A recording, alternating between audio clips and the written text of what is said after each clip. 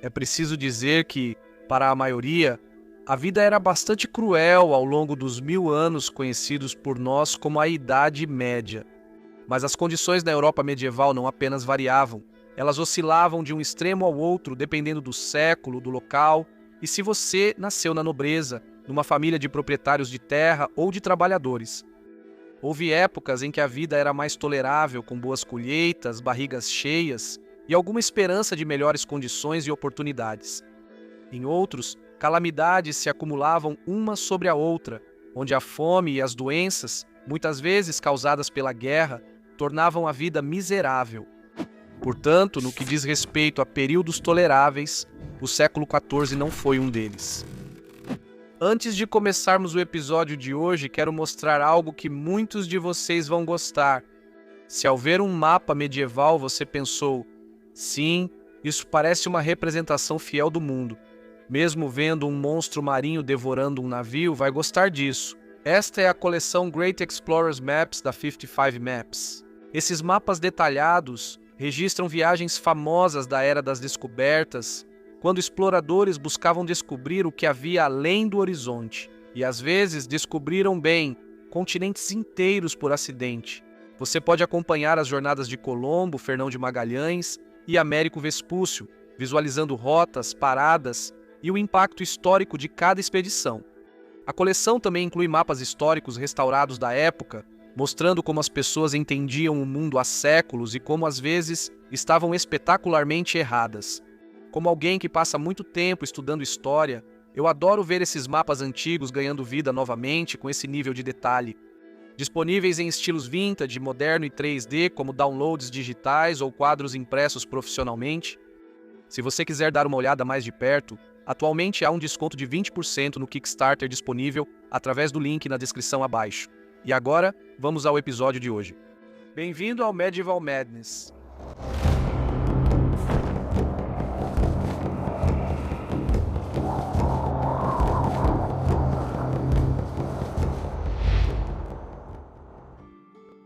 Os bons e velhos tempos.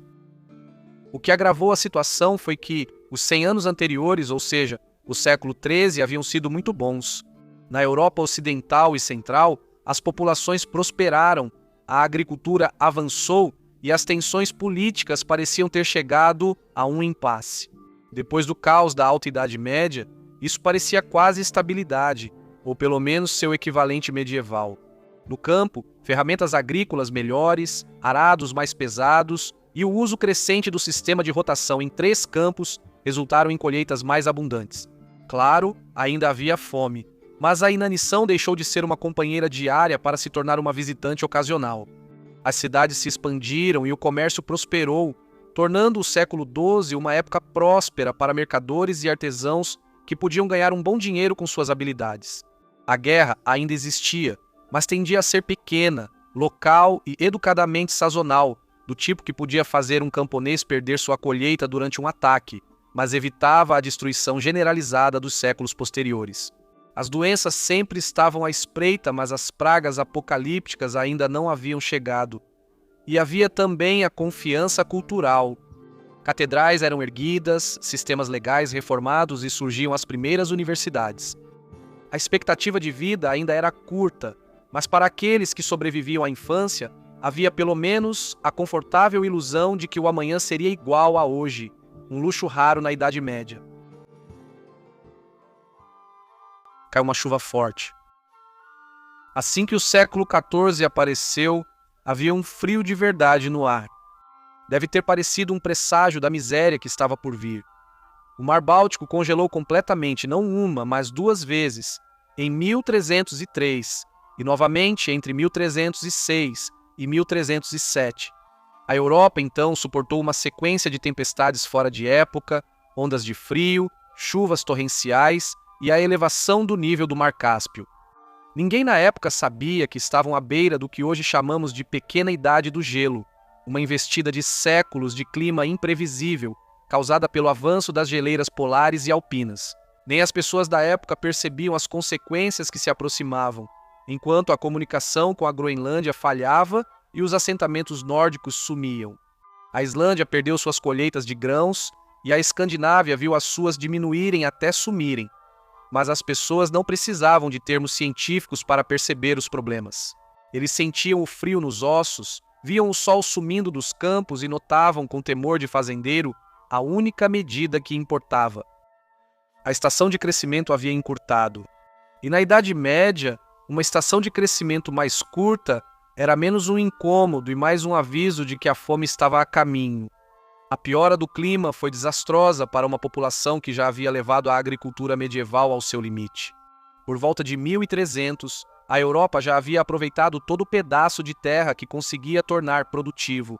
Com as ferramentas e técnicas disponíveis, não havia mais como extrair rendimento do solo, pois, sem fertilizantes adequados ou rotação de pouso, as lavouras simplesmente não cresciam.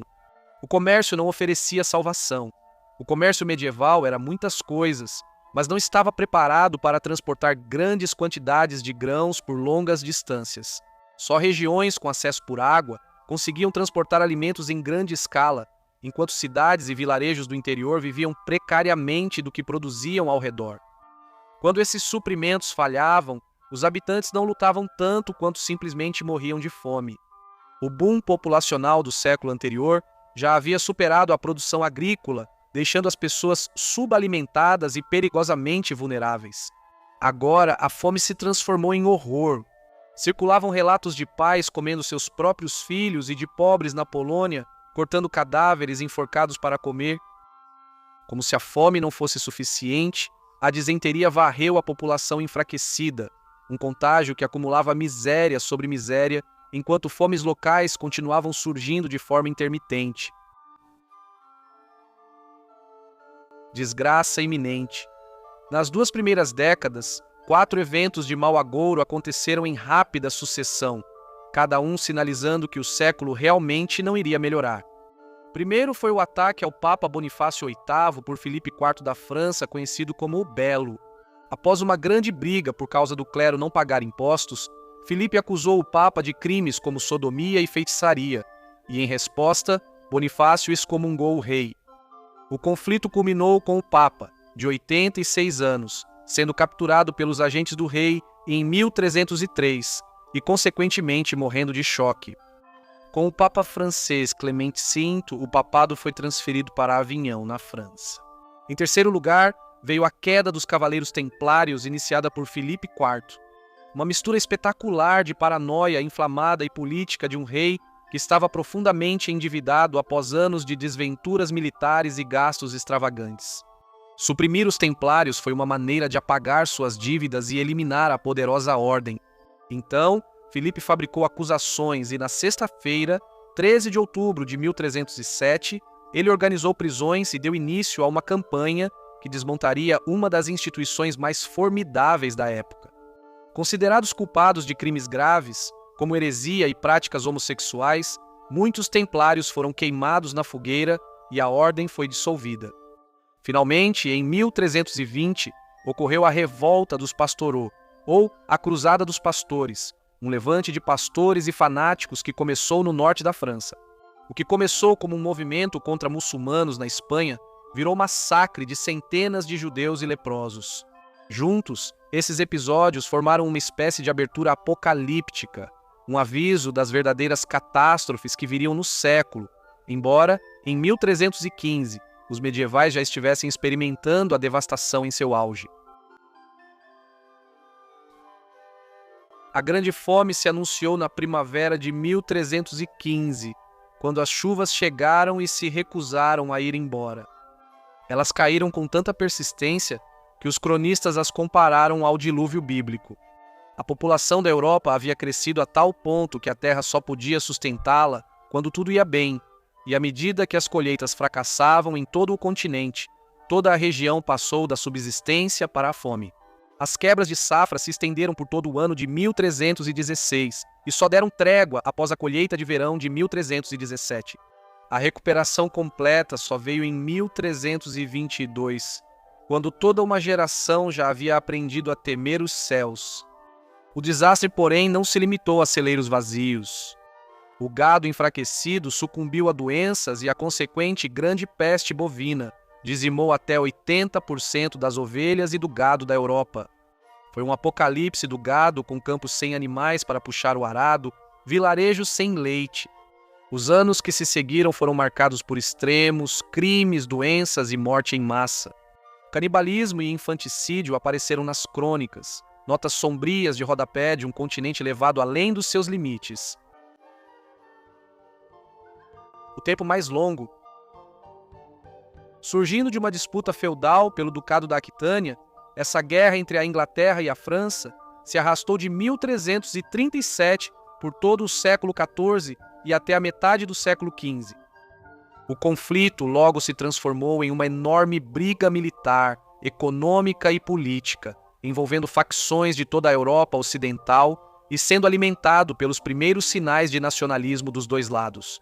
Os historiadores educadamente a chamaram de Guerra dos 100 Anos, marcando sua duração em 116 anos, embora isso sugira que o conflito tenha sido ininterrupto. Na realidade, os combates eram intermitentes, sendo constantemente interrompidos por catástrofes externas e, de vez em quando, por um surto de bom senso. A peste negra obrigou os exércitos a largarem suas armas e pegarem suas pás. Anos de trégua se seguiram, algumas intencionais, outras resultado de monarcas ficando sem dinheiro, soldados, herdeiros ou paciência. A guerra vacilou, fez pausas e reacendeu várias vezes. Durante o conflito, 5 gerações de reis de 2 dinastias rivais lutaram pelo trono da França, então o prêmio mais rico e populoso da Europa Ocidental. Europa, e por isso acreditava-se que valia cada gota de sangue derramada por ela. A guerra deixou uma marca permanente na história europeia. A cavalaria atingiu seu auge brilhante durante o conflito e então, sob o peso de todo aquele derramamento de sangue, silenciosamente desmoronou. Ambos os lados trouxeram uma variedade de aliados para a confusão de rancores dinásticos. Os ingleses venceram inicialmente graças aos arcos longos, sorte e à desorganização francesa. Mas no final, a Casa de Valois recuperou o controle do Reino da França, deixando a Inglaterra com pouco para mostrar após um século de esforço, exceto muitas dívidas, traumas e soldados mortos. A Grande Mortalidade. Nos anos que se seguiram à Grande Fome, a economia da Europa começou a se reerguer, cambaleante, mas determinada. A produção agrícola voltou lentamente aos níveis anteriores à fome, as oficinas voltaram a funcionar e, por um breve momento, parecia que o continente realmente poderia voltar ao normal. Essa recuperação frágil durou até 1347, quando uma doença mortal varreu o continente e mergulhou a Europa em um desastre tão grande que redefiniria o século. A peste negra provavelmente começou na Ásia e seguiu para o oeste, chegando à Europa pelo posto comercial genovês em Cafa, na Crimeia. Segundo relatos sombrios, os mongóis sitiavam a cidade quando uma doença misteriosa devastou seu acampamento. Forçado a abandonar o cerco, o comandante mongol decidiu deixar um presente de despedida, carregando cadáveres infectados pela peste em suas catapultas e lançando-os sobre os muros como uma forma de guerra biológica medieval. Assim que os mongóis se retiraram, os mercadores genoveses rapidamente fugiram de Cafa para Constantinopla, levando mais do que mercadorias. A peste viajou com eles. E então, de Constantinopla, ela se espalhou pelas grandes rotas comerciais, avançando em grande velocidade. Por onde passava, deixava devastação, cidades esvaziadas e famílias dizimadas. A peste negra não apenas chegou à Europa, ela varreu o continente, remodelando o século em questão de meses. Ela se espalhou pela Europa através de pulgas e ratos. As pulgas carregavam a Yersinia pestis em seus estômagos, onde as bactérias da peste se multiplicavam. Uma vez picada pelas pulgas, a vítima infeliz era infectada.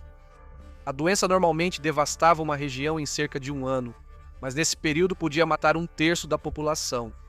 Aqueles atingidos pela peste bubônica desenvolviam inchaços grotescos, os infames bubões. As vítimas da peste septicêmica morriam tão rapidamente que os sintomas mal tinham tempo de aparecer. A forma pneumônica era ainda mais aterrorizante. Uma febre repentina, escurecimento do rosto, espirros violentos, tosse com sangue e então a morte. muitas vezes em poucos dias. A primeira grande onda finalmente se extinguiu na Escandinávia por volta de 1351, mas a peste ainda não tinha acabado. Novos surtos ocorreram em 1365 e nas décadas seguintes, até que, por motivos ainda discutidos, a peste negra enfraqueceu e foi gradualmente substituída por ondas de febre tifoide, tifo e cólera. Quando a peste negra foi embora, os efeitos psicológicos e sociais foram profundos. A peste remodelou as atitudes medievais em relação à vida e à morte. Ela alimentou o conflito de classes e corroeu o respeito pela Igreja. A época ficou conhecida como a crise do final da Idade Média, e junto com as fomes e pestes, houve despovoamento e irrompeu a agitação social. As mais graves dessas revoltas foram a Jacquerie e a Revolta dos Camponeses.